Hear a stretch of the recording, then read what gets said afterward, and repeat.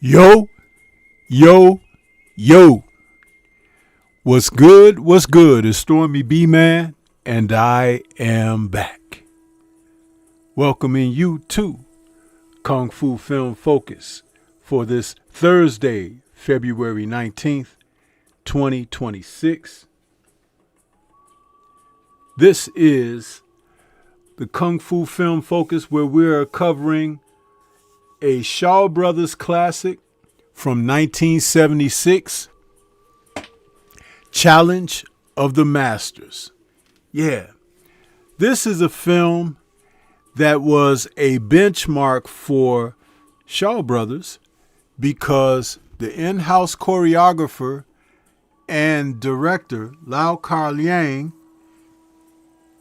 introduced something to the genre in which we had seen years of films by Chang Che, which were bloodshed, heroic films where you saw swordplay, weaponry, hand-to-hand combat, lots of blood and gore, and lots of death on screen. So, here we are with this film, which was a new modern day take on Wong Fei Hung, of a hero and legend from Chinese folklore that saw many iterations of that man and character throughout Kung Fu film history. But in this particular film, Gordon Lau Ka-fei was cast as Wong Fei Hung. You would know Gordon Liu as the bald-headed monk from 36 Chambers of Shaolin. I want to say I apologize for the audio problem. I had changed something in my setup, so I wasn't hearing anything in my replay in my ear, and that's why I put in the chat, can you all hear? Thanks to Columbia said no sound. But we are back on board. But thank you all for tuning in. You know, Stormy has got to get this down. You know, I'm trying my best to get this thing going with the operating the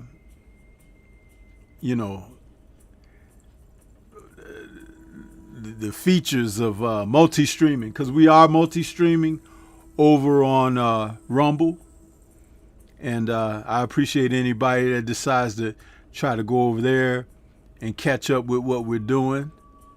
But just know that I'm doing my best, you guys. I really am, and oftentimes I have to figure things out on my own. So it is what it is. But yeah, Challenge of the Masters is a film that is, like I said, depicting the young Wong Fei Hung. Wong Fei Hung was played in over 70-something films, close to 100, by Quan Tak King. You will have seen him in films like Skyhawk. There were a couple of Golden Harvest films where Quan Tak King kept playing the traditional Wong Fei Hung, but as an older, elderly man. Dreadnought, The Magnificent Kick, which was not a Golden Harvest film, and The Magnificent Butcher, where Sammo Hung played a student, Fei Chung, that was supposedly a historical figure that was a student of Wong Fei Hung.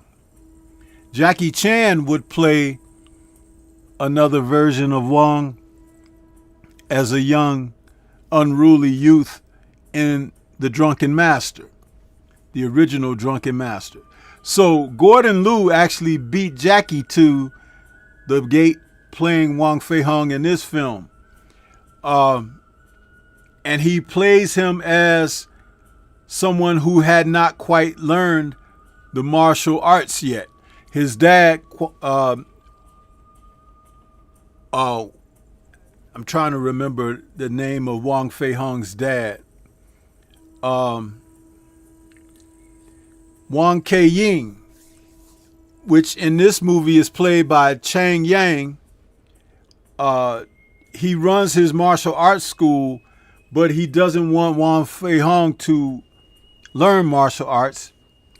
He wants him to be a scholar, and he wants to keep him away from the school. Don't want him to watch the students practicing or anything. And Wong is kind of depressed about it, and the rest of the classmates from the school, they tease him, and give him crap about not being able to study, even though he's the senior Sifu's son. So the film kind of starts off with him not knowing very much, but still trying to sneak and peer in on his fellow students and classmates. And then they have these competitions where they're able to compete one school against another, almost like games of chance where they compete against the rival schools. But this particular story revolves around a gentleman who comes to town, and he's a criminal. The criminal is a noted martial arts villain on the run, and he comes to this particular town, Canton, where Wong Fei-hung and his dad's school is, looking to hide out. And he's followed by an inspector on the move trying to catch up to him to bring him to justice. The criminal is played by Lau Kar-yang, who is also the director of the film and the fight choreographer of the film. The inspector that's chasing him is played by Lau Kar-wing, who is his brother in real life, and they look a lot alike. And it's really interesting. The inspector comes to Wong Kei-ying's school and gives him the lowdown on who he's after, and if he sees this guy, please let him know. He shows him a picture of him, which is one of those traditional Chinese hand drawings that shows the criminal's face. He's like, if you see this man, don't hesitate to let me know. He's a deadly killer, and he's on the run. So this film is really a lot going on in it, but it was a little bit different for Shaw Brothers, because Lau Kar-yang, the director and fight choreographer, he came up with new premises regarding his heroes and villains in his films. Oftentimes, his villains are not killed at the end, or the heroes don't die. He finds a way to show traditional Chinese spirit and face by these guys kind of like coming to a settlement of ways. And that was something different as opposed to the way Chang Cheh would direct a film and everybody's dying or barely anyone survives and things of that nature. So audiences kind of took to this because it was something new and refreshing as far as how a film would end and as far as how the fate of a hero or a villain could be seen. Because films can get rather formulaic, and you look at it and you say, oh, I've seen this before. With Lau Kar-yang's direction, films were taking a different turn. Sometimes even villains were turned into anti-heroes, or they turned their ways and go to walk the right path. And in Chinese culture, that was well received because that's not something that they had seen on a regular basis. I see that my sound and audio is clipping again due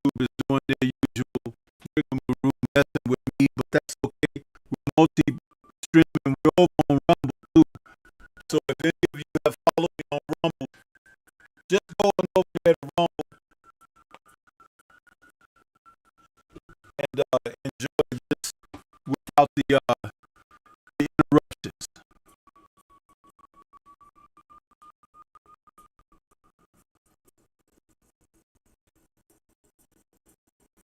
I'm going to pause for a moment.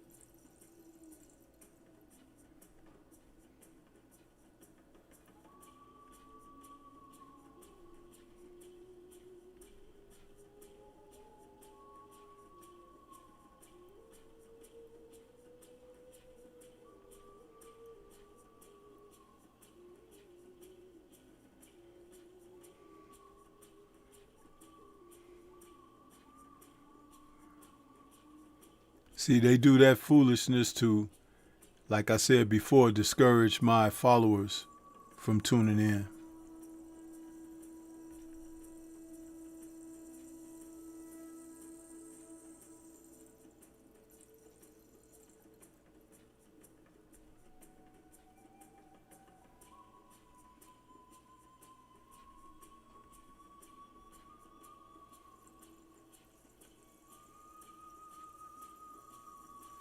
I noticed you might not have heard me while I said I'm going to pause for a moment, because after it's not reading my voice for a minute, it stops. See, I figured that much out.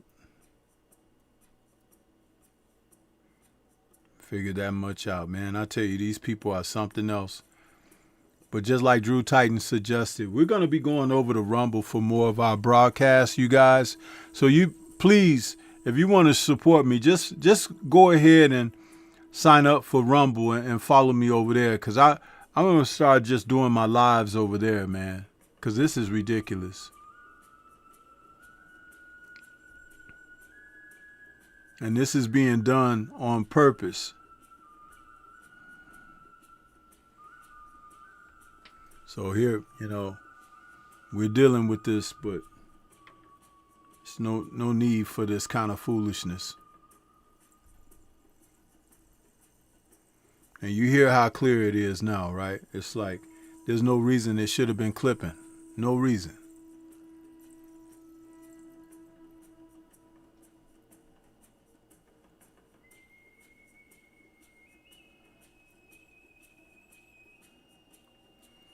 And Columbia, thank you for posting the links for the channel in the chat. We got Adrian Vid out there, a couple other people, Universal Truth, what's happening with you? We got people watching, but nothing, everybody's not writing in the chat.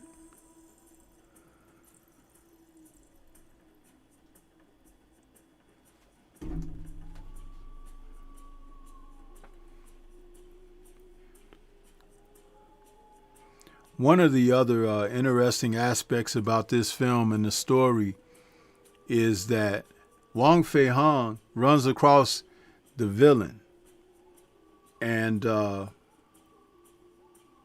villain sees him coming from the Wong Fei-hung school, but when he realizes that the kid can't fight, he has no respect for him, so he just kind of dismissive of the guy.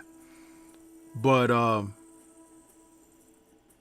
the killer has a secret weapon that he uses. And finally, when the inspector catches up to him, they have a showdown in the woods. And he uses his secret killing technique to kill the inspector. Now, when Wang Tak-ying finds out that the inspector was killed, he and some others decide that they're going to try to figure out who killed him and everything. But Wong Fei Hung, who had made good friends with the inspector, he wants to take revenge for him, but he can't fight. So his father tells him that he's going to send him away to one of his old instructors. And so he sends him away to be trained by Lu Achai. Now, Lu Achai is a member of the 5 Shaolin masters from the Shaolin Temple. And Wong Fei Hung goes to study with him. He's played by Chen Kwa Tai. There's a good cast in this film, you know, because I mentioned Gordon Lau and Lau Ka-wing playing the bad guy. This is an image of Lau Ka-wing. And the inspector, played by Lau Ka-wing, who's his brother in real life. You can see the resemblance between the two. And Chen Kwa Tai playing Lu Achai. Lu Achai is a master of the Hung style fighting, you know, and supposedly a direct descendant of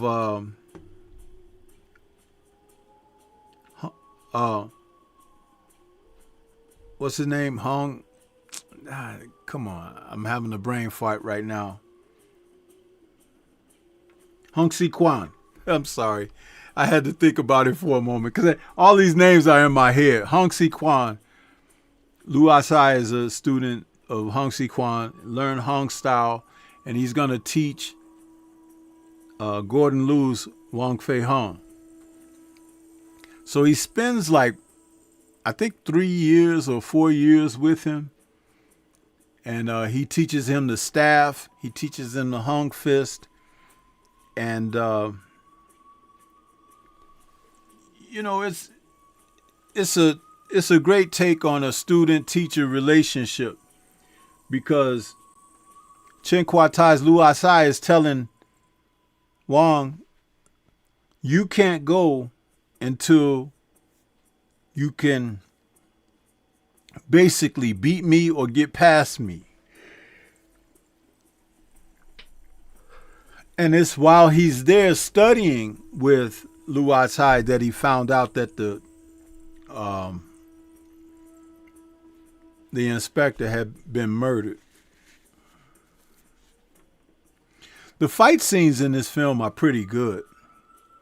There's a female lead in the film, and she's played by Lily Lee, who is a veteran from Shaw Brothers films and also later moved on to Golden Harvest films. Lily Lee had been a good actress. She has played in films as a heroine. She has played in films as a sister or a young student or daughter of a Sifu. She's also played the lead in films too. Like there's a film called Shanghai Lil and the Sun Luck Kid. She played the lead in that, which was a Shaw Brothers independent film, meaning that Shaw's provided the money to make the film, but it was on a lower budget than a normal studio film from Shaw's. So, but she's been around a long time. Some of you may recognize her face if you watched her films or films that starred her. And she was really a good actress too. Sometimes she would play naughty, like, you know, someone who's always playing. And what's interesting is, though she was very young, I think in this film she might have been in her very early 20s, right? She began to play like older figures before she got old. I don't know how that ended up happening, but I need to look into her biography more, because it was like shortly after this film was made in 1976. Jackie Chan was making films like Fearless Hyena and Young Master. Those films were made like in 78, 79. And Lily Lee, by that time, which is only 3 years after this, was playing a elder sister or auntie and stuff like that. So I don't know what happened with that. You know, maybe she asked for those roles. I don't know. But I'm going to have to look into it. So,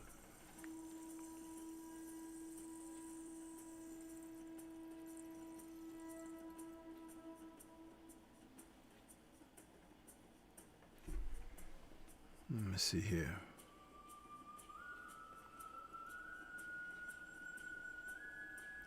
I'm actually multitasking here, you guys. Stormy is doing a lot of different things. But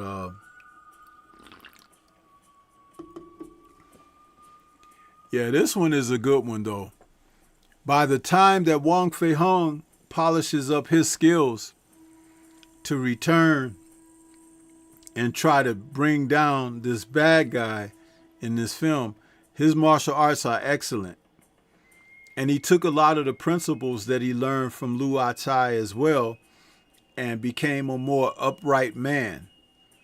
And Wong Fei-hung was always noted throughout the Chinese culture as a well-to-do man and upstanding individual. You would have seen him played in the more modern years by like Jet Li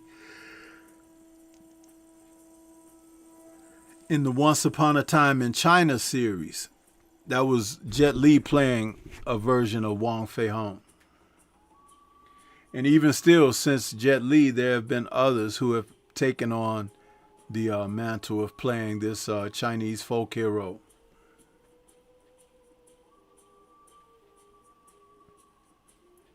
So, you guys got any questions? It says we only got about 3 or 4 people out there now. You see how folks are disloyal? I tell you, man. Between YouTube doing what they do and these old wishy-washy folks out here, whatever. Whatever, man.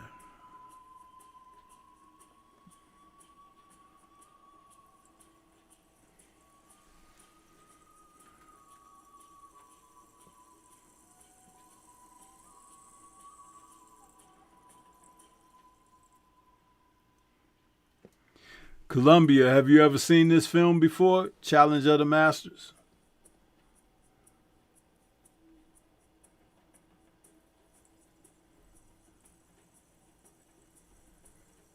I know you like your kung fu.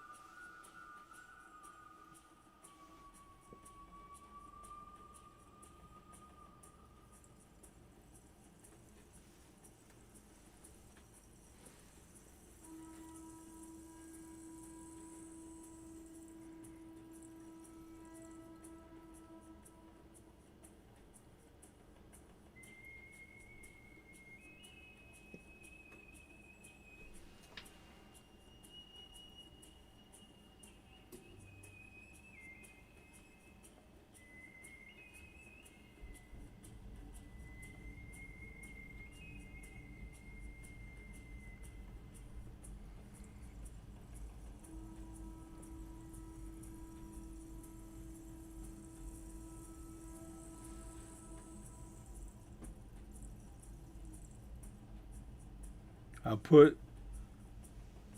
got that question out there, Columbia.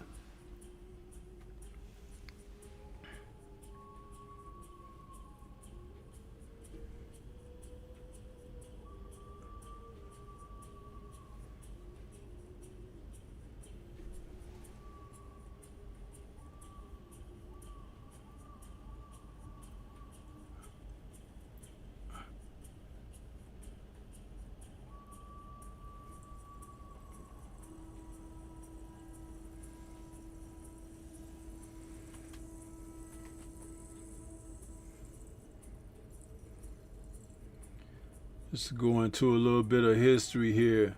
Chen Kuai-tai, who's playing Lu Asai, is a veteran actor. He was born September 24th, 1945 in Guangdong, China.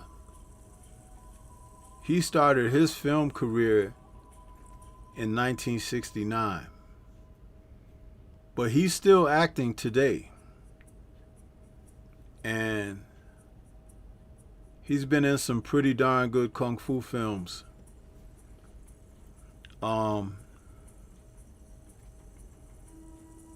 He's also been a fight choreographer himself. One of his early films where he was playing in a heroic role, because he was a stuntman actor early on.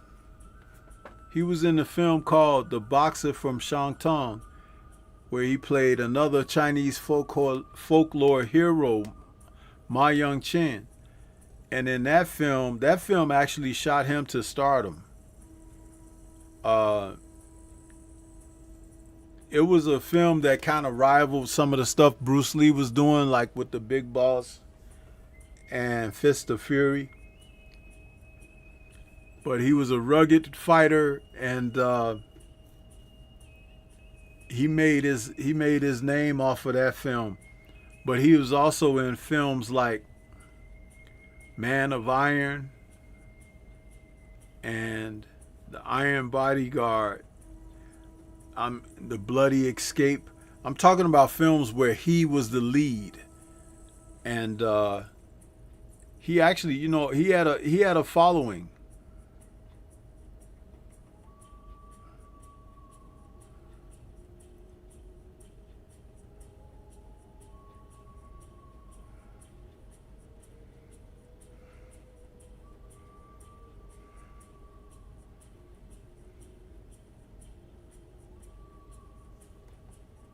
He stayed with the Shaw Brothers studio too a long time. Long time.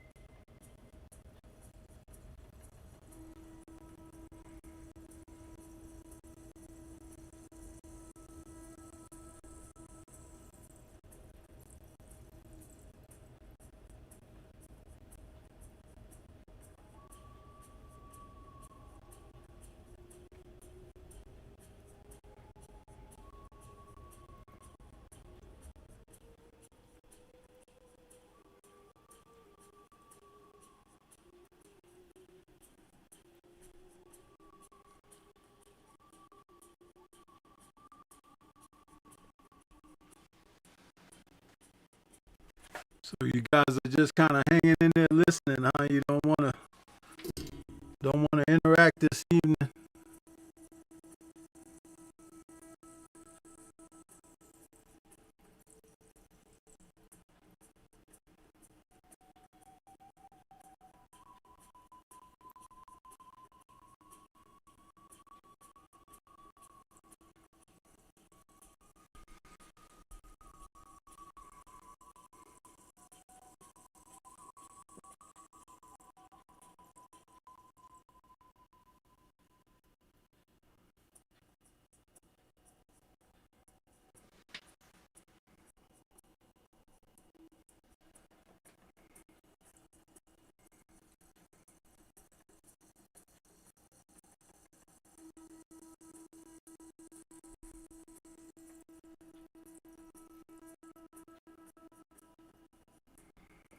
So it's back to the clipping.